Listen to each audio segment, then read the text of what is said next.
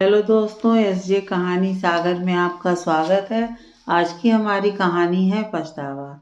आज रमा जी अपने कमरे में बैठकर अपने पुराने दिनों को याद कर रही थीं, जब उनके पति ब्याह कर शर्मा निवास में लेकर आए थे। किसी तरह से उन्होंने अपनी गृहस्थी बसाई। 3 बेटों की मां होने के बाद सभी लोग उसे बड़ी ही भाग्यशाली मानते थे। वह भी फूल ही नहीं समा रही थी। सब बोलते, अरे शर्मा जी, अब तो निश्चिंत हो जाओ, बेटों के पिता हो, कुछ समय बाद बेटे ही सब जिम्मेदारी संभाल लेंगे। समय मानो पंख लगाकर उड़ रहा हो। धीरे धीरे सभी बच्चों की पढ़ाई समाप्त हो गई और सभी अपने अपने काम में लग चुके थे। रमा जी का अब तो भरा पूरा परिवार हो चुका था। तीनों बहुएं आ चुकी थीं और सभी के 2-2 बच्चे भी हो गए थे।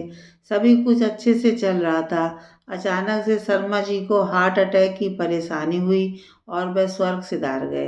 असली परेशानी रमा जी को अब शुरू होने वाली थी, क्योंकि कोई भी बेटा अपने साथ रखना नहीं चाहता था।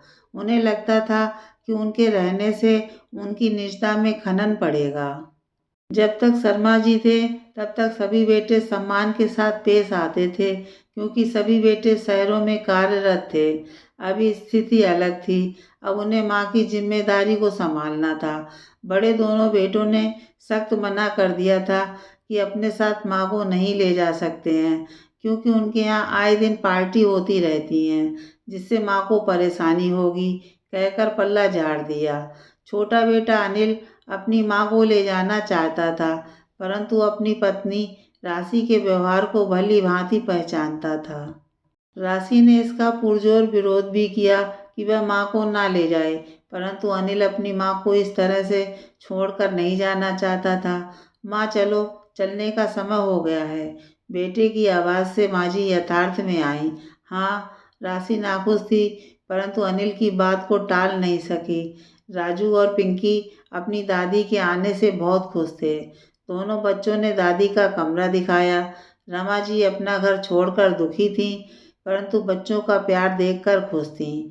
साथ ही राशि का व्यवहार भी जानती, पर कर क्या सकती थीं। एक दिन रमा जी मंदिर में बैठी पूजा कर रही थी। तभी राशि आई, बोली, माँ जी दिए में तेल कम डाला करो, शहर में रहकर सभी कुछ खरीदना पड़ता है। आप क्या जानो। रमा जी कुछ नहीं बोल पाई। उन्हें बहुत दुख हुआ। राशि ने तो मानो रमा जी को दुख देने की ठान ही ली थी। हर चीज में रोक टोक करने लगी। हद तो तब हो गई जब एक दिन अनिल घर पर नहीं था और अनिल माँ को हमेशा खुद खाना देता था, परंतु आज राशि को रमा जी को खाना देना था। राशि ने जल्दी से प्लेट लगाई। माँ जी को कमरे में ही खाना देने चली गई। टेबल पर जैसे ही प्लेट रखकर जाने लगी, रमा जी बोली, रुको राशि, ये क्या है? रोटी है। ऐसी बहु जली हुई रोटी? कौन खा सकता है इसे? आज रमा जी से रहा नहीं गया। क्या खराबी है इसमें? थोड़ी ही तो जली है। थोड़ी या पूरी जली है, तुम खा लोगी इसे? राशि से कुछ कहा नहीं गया। वह सक पका के रह गई। राशि, आज तो तुमने हद कर दी है। भिखारी को भी जली हुई रोटी नहीं दी जाती है। मैं तो तुम्हारी सास हूँ। माना मैं अकेली हूँ, इसका मतलब ये हरगिज नहीं है कि मेरे पास कुछ भी नहीं है। तुम्हारे ससुर जी ने काफ़ी कुछ छोड़ रखा है। अनिल की वजह से मैं यहाँ पर आई। वो गलती से आ गई होगी। राशि को डर था कि कहीं अनिल गुस्सा ना हो जाए, क्योंकि माँ जी अनिल को कुछ नहीं बताती थी। राशि, ये मत भूलो तुम भी एक बेटे को पाल रही हो। कहीं यह ना हो तुम्हें पछताना पड़े। समय बड़ा बलवान होता है, कौन जाने कब क्या हो जाए। मैं तुम्हें कोई बद्दुआ नहीं दे रही हूँ, बस तुम्हें आगाह कर रही हूँ। माँ, आप दादी को जली हुई रोटी दे रही थी? दीपू और पिंकी एक साथ बोले। नहीं बेटा, गलती से आ गई थी। राशि को एकदम से लगा वह कितना अनर्थ करने जा रही थी। माँ, मुझे माफ़ कर दीजिए। मुझे ऐसा नहीं करना चाहिए था।